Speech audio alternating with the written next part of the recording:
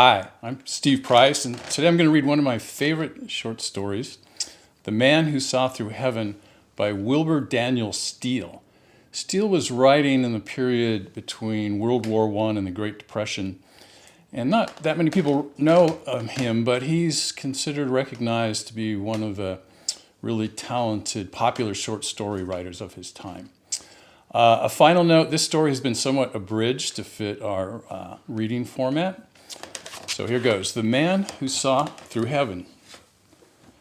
People have wondered how I could ever have allowed myself to be let in for the East African adventure of Mrs. Diana in search of her husband. There were several reasons. To begin with, the time and effort and money weren't mine. They were the property of the wheel of which I was but a cog, the society through which Reverend Diana's life had been insured, along with the rest of that job lot of missionaries. In the second place, the wanderers have not counted on Mrs. Diana's capacity for getting things done for her. Meek and helpless, yes, but God was on her side. A third reason lay in my own troubled conscience. Though I did it in innocence, I can never forget that it was I who personally conducted Diana's party to the observatory on that fatal night in Boston before the ship sailed. Had it not been for that kindly intentioned hunch of mine, the astounded eye of the Reverend Hubert Diana would never have gazed through the floor of heaven, and he would never have undertaken to measure the infinite with the foot rule of his mind. It all started so simply. My boss at the shipping insurance office gave me the word in the morning, bunch of missionaries for the Platonic tomorrow. They're on our hands in a way, show them the town. It wasn't so easy when you think of it. 1 male and 7 females on their way to the heathen, though it was easier in Boston than it might have been in some other towns. The evening looked the simplest. My friend Crum was at the observatory that semester. There, at least, I was sure their sensibilities would come to no harm. On the way out on the streetcar, seated opposite to Diana and having to make conversation, I talked of Crum and what I knew of his work with the spiral nebulae. Having to appear to listen, Diana did so with a vaguely indulgent smile. He really didn't have time for me. That night, his life was exalted as it had never been, and would perhaps never be again.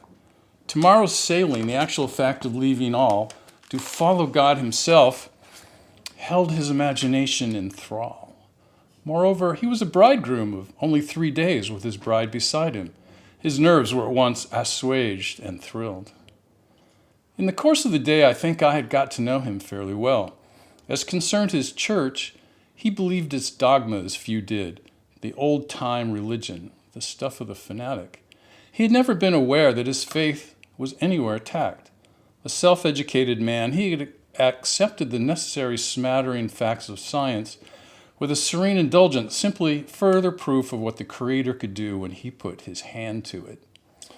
Nor was he conscious of any conflict between these facts and the fact that there existed a substantial heaven, geographically up, and a substantial hot place, geographically down. So for his church, he was an asset. A man like Hubert Diana is far more the cause than 100. But what to do with him? Well, such things will arrange themselves. His conception of God was the divine Father enthroned in a heaven, of which sky above them is the visible floor. And that at bottom was what Hubert Diana believed.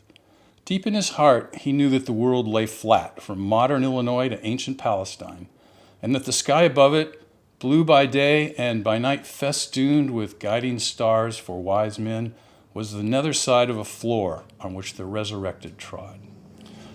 I shall never forget the expression on his face when he realized he was looking straight through it that night. In the quiet dark of the dome, I saw him remove his eye from the eyepiece of the telescope and turn it on the demon's keeper, Crum. "What's that, Mr. Crum? I didn't get you," Diana asked. Crum replied, "That's a cluster you are looking at." "This star, you mean?" Crum explained, "You'd have to count a while to count all the stars in that so-called star of yours, Diana.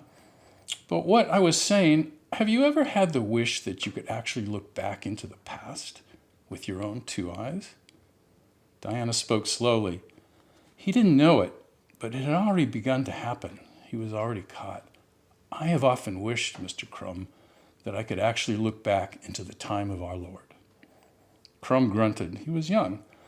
We'd have to pick a nearer neighbor than Messier 79 then. The event you see when you put your eye to that lens is happening much too far in the past. The light waves thrown off by that particular cluster on that day, say, of the crucifixion, you won't live to see them. They've hardly started yet, a mere 20 centuries on their way, leaving them something like 830 centuries yet to come before they reach the earth.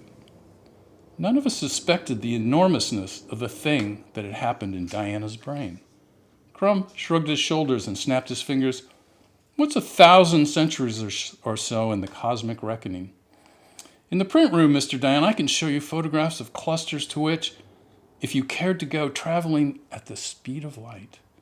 The voice ran on, but Diana's eye had gone back to the eyepiece, and his affrighted soul had re-entered the big black tube, sticking its snout out of the slit in the iron hemisphere. At the speed of light. That unsuspected chink in the armor of his philosophy. The body is resurrected and ascends to heaven instantaneously, at a speed inconceivable, mystical, at, say, as he had often said to himself, the speed of light. And beyond these, Crum was heard, we come into the regions of the spiral nebulae. We've some interesting photographs in the print room, if you have the time. The ladies below were tired of waiting.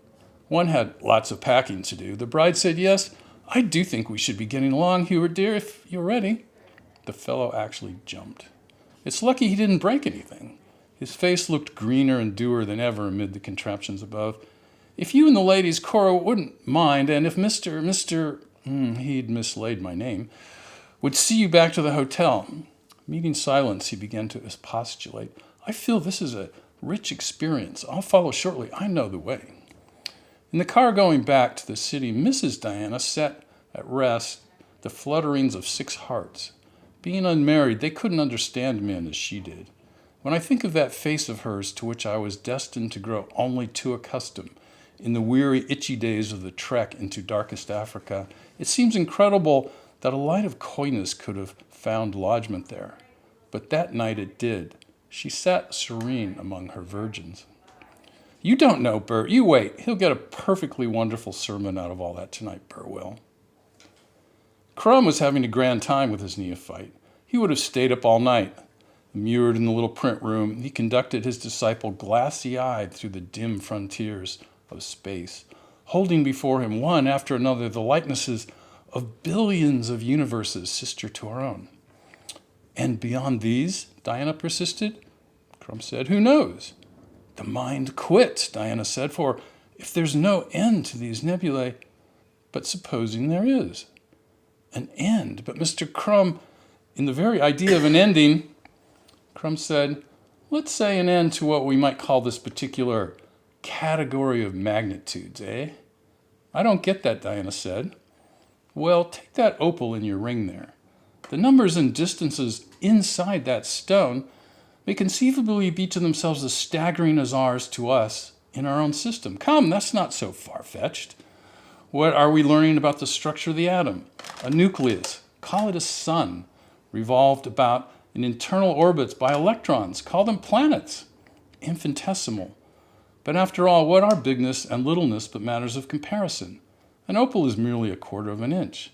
But 10,000 histories may have come and gone down there. And just so, our own cluster of universes, going into another category, may be, Diana stuttered, maybe a ring, a little stone in a ring? Crum was tickled by the way the man's imagination had jumped and engulfed it. Why not? That's as good a guess as the next. A ring, say, worn carelessly on the tentacle of some vast organism, some inchoate creature hobnobbing with its cloudy kind in another system of universes, which in turn... It is curious that none of them realized the next day that they were dealing with a stranger, a changed man. Why he carried on, why he capped the night of cosmic debauch by shaving, eating an unremarkable breakfast, packing his terrestrial toothbrush and collars, and going up the gangplank in tow with his excited convoy to sail away, is beyond explanation, unless it was simply that he was in a daze. It wasn't until 4 years later that I was allowed to know what happened on that ship, And even then, the tale was so disjointed, warped, and opinionated, so darkly seen in the mirror of Mrs. Diana's orthodoxy, that I almost had to pass what it was really all about. I almost had to guess what it was really all about. When Hubert turned irreligious, she said. That phrase, recurrent on her tongue in the meanderings of the East African quest, to which we were by then committed, will serve to measure her understanding. Irreligious, good Lord. For from that sort of thing I had to reconstruct the drama. There had been a fatal circumstance, it seems, at the very outset. If Diana could but have been seasick as the rest of them were, all might still have been well. In the misery of desired death, along with the other contents of a heaving midriff, he might have brought up the assorted universes to which he had been led too rashly to partake. But he wasn't, and if his wife's theory were right, as if Satan were looking out for him, he was spared to prowl the swooping decks immune, 4 days and 4 nights alone. Time enough to digest and assimilate into his very being beyond remedy that lump of whirling magnitudes, and to feel himself surrendering with a strange new ecstasy. It must have been beautiful in those few days of his first purity, before his inevitable loneliness and his growing fright overtook him. The first any of them knew it, even his wife, was in mid-voyage the day the sea went down, and the 7 who had been sick came up. There seemed an especial providence in the calming of the waters. It was Sunday morning, and Diana had been asked to conduct the services. He preached on the text, "For of such is the kingdom of heaven." Diana preached, "If our concept of God means anything, it means a God Almighty, creator of all that exists, director of the infinite, cherishing in his heaven the saved soul of all space and all time." But what was Diana saying? Mrs. Diana couldn't tell. It was Hubert's look, she would say later, the way he stared at us if you'd said he was licking his chops. I don't know whether it was the same day or the next. Mrs. Diana was too vague. But here's the picture. 7 women huddled in the large stateroom on B deck, conferring in whispers, aghast, searching one another's eyes obliquely even as they bowed their heads in prayer for some light. And of a sudden, in marched the Reverend Hubert. As Mrs. Diana tried to tell me, "You don't understand, don't you? He had just taken a bath, and he'd forgotten to..." Adam innocent, there he stood, not a stitch. But I don't believe for a minute it was a matter of forgetting. In the high intoxication of his soul release, he needed some gesture, stunning enough to display his separation. But I can imagine that stateroom scene, the gasp, the head colliding in aversion, and Diana's 6 sweetie feet of birthday suit towering in the shadows. Really scared by this time, one of the virgins shrieked. It was altogether close quarters with a madman. When the ship landed in Algeria, Diana was impounded by the police, but he escaped. His bride, now that their particular mission had fallen through, was left to decide whether to return to America or to go on with 2 of the company for a school in Smyrna. It was there, nearly 4 years later, that I was sent to join her. By that time, she knew again where her husband errant was, or where at least from time to time in his starry dartings over this mote of dust, he'd been heard of, spoken to, or seen. What was the secret of his prodigious restlessness? Talk of a man without a country, what of a man without a universe? It is curious that I never suspected his soul's dilemma until I saw the first of his mud sculptures in the native village of Nudia in the province of Kasuma in British East Africa. Here it was, our objective obtained. We parted company with the government safari and shifted the burden of discovery to Major Wyside, the ostrich farmer of the neighborhood. While still on safari, I had put to Mrs. Diana a question that had bothered me. Why on earth should your husband have chosen this particular neck of the woods to land in? It was here that we were coming at the time Hubert turned irreligious, she said. To found a mission, it's a coincidence, isn't it? And yet, I would have sworn Diana hadn't a sense of humor about him anywhere. Perhaps it wasn't an ironic act. Perhaps it was simply that, casting about for a virgin field, he had remembered this place. I supposed he was a missionary, Major Wyside told us with a flavor of indignation. I went on that. I let him live here 6 or 7 months of it, While he was learning the tongue, I was nonplussed, to put it mildly, when I discovered what he was up to. What things Diana had been up to, the Major showed us in one of the huts in the native kraal. A round dozen of them, mottled in mud and baked. Blackened blobs of mud. That's all. Likenesses of nothing under the sun. Fortuitous masses sprouting haphazard tentacles. Only two among them showing nodules that might have been experimental heads. The ostrich farmer saw our faces. He postulated, "Drink, eh?" Of course, I realized the chap was anything but fit, a walking skeleton. Nevertheless, whatever it is about these beasties, there's not a native in the village has dared set foot inside his hut since Diana left. He left another like it at Suki, above here. Taboo, no end. So Diana's hunch had been right. He had found his virgin field indeed, fit for his soul cosmic fright. A religion in the making before our very eyes. At Suki, as the Major had promised, we found more mud blobs. What puzzled me was their number. Why this appetite for experimentation? Feeling the need of giving his cosmic entity a substance, he had fell into a fever of creation. We counted 17 of the nameless blobs, all done, we were told, in the 7 days and nights before, before their maker had cleared out. The villagers would hardly speak of him, only after spitting to protect themselves, their eyes averted, and they would mention him, he of the ring. Leaving Suki, Major Wyside turned us over to a native, who told us his name was Charlie Kamba. He had spent some years in Nairobi, running for an Indian outfitter, and spoke English remarkably well. It was from him we learned, quite casually, when our modest 8-load safari was some miles on its way, that the primary object of our coming was non-existent. Hubert Diana was dead. Dead nearly 5 weeks and buried in the mission church at Tara Hill. I will say for Mrs. Diana that in the course of our halt she shed tears.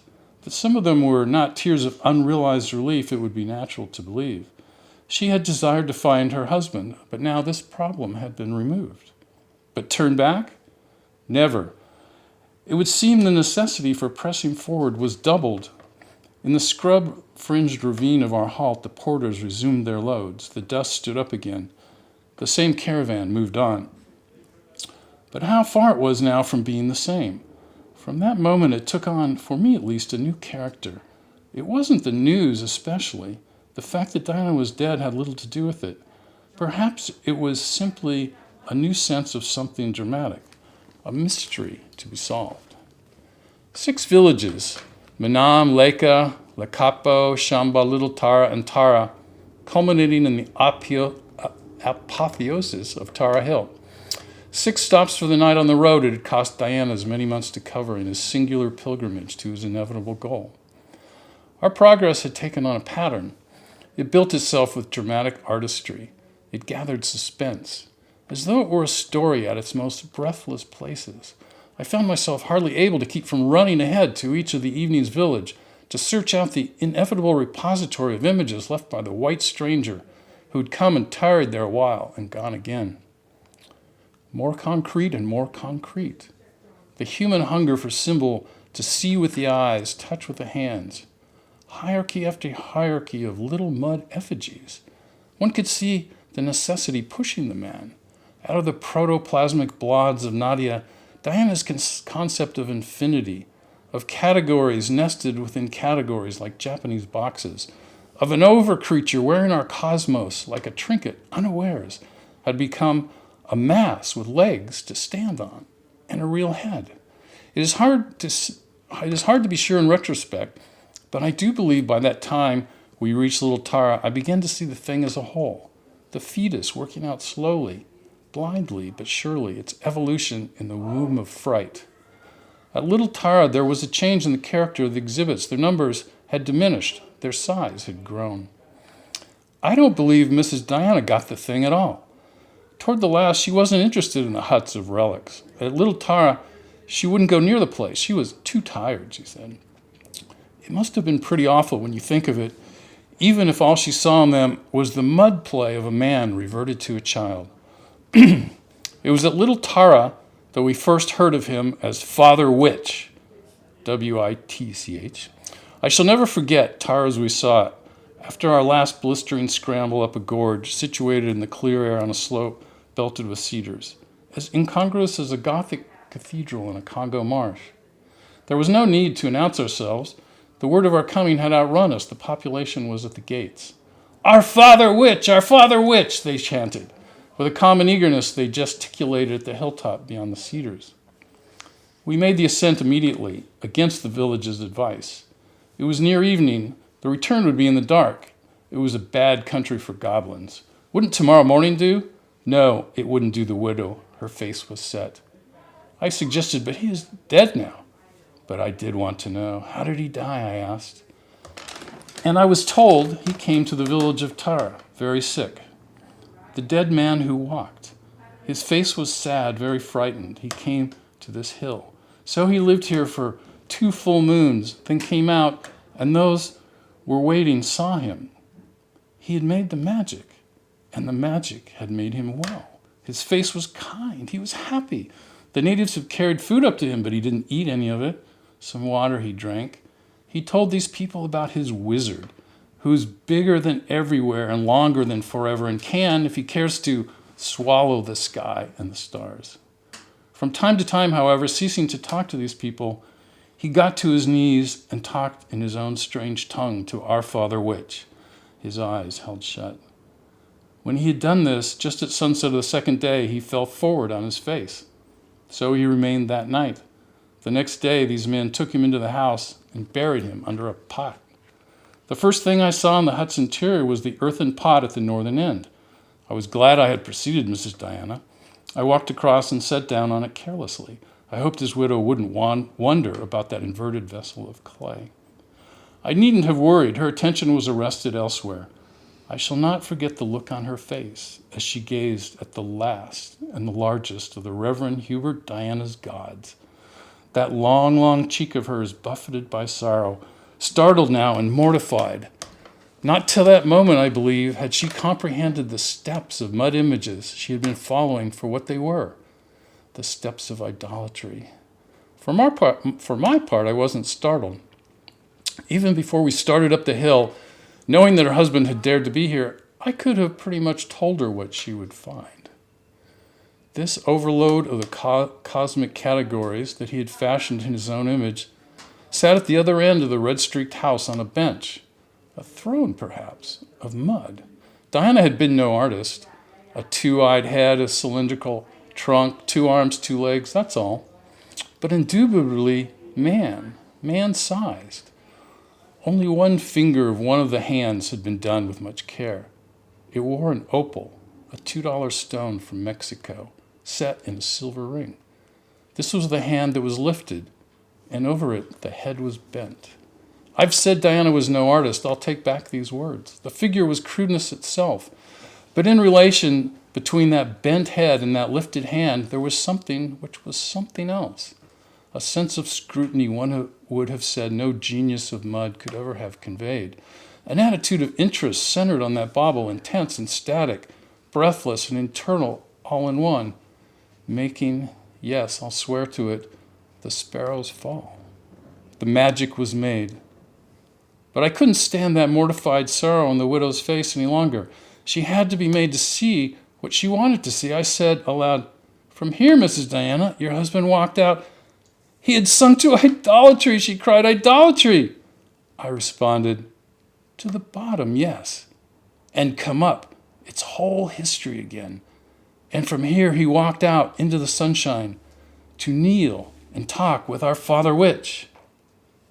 She got it. She finally got it. I wish you could have seen the light going up in those long, long cheeks as she got it. She spoke, her voice resonating with revelation. "Our Father, which art in heaven, hallowed be thy name." We went downhill in the darkness, protected against the goblins by a vast rattling of gourds and beating of heathen drums. Again, thank you for listening.